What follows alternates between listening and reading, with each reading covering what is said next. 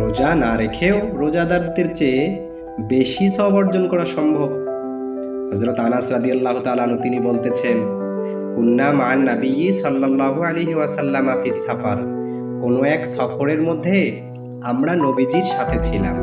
ফামিন্নাস সাইমু ওয়া মিন্নাল মুফতিরু, ওই সফরের মধ্যে দুই ধরনের লোক ছিল। এক ধরনের লোক রোজা রেখেছিল, আর এক ধরনের লোক রোজা রাখে নাই।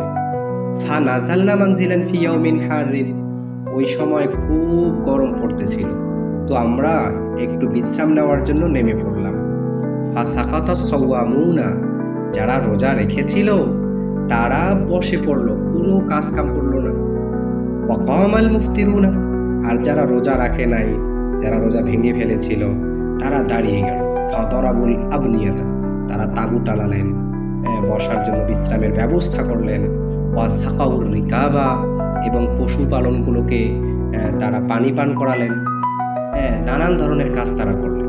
ফাকালা রাসূলুল্লাহ সাল্লাল্লাহু আলাইহি সাল্লাম, তখন রাসূলুল্লাহ সাল্লাল্লাহু আলাইহি সাল্লাম বললেন, যাহাবাল মুফতিরুন আল ইয়াউমা বিল আজরি, এই দেখো আজকে সমস্ত সওয়াব যেন যারা রোজা রাখে নাই তারাই নিয়ে গেল। সুবহানাল্লাহ। মুত্তাফাকুন আলাইহি। এই হাদিসটি বুখারী এবং মুসলিম শরীফে বর্ণিত হয়েছে।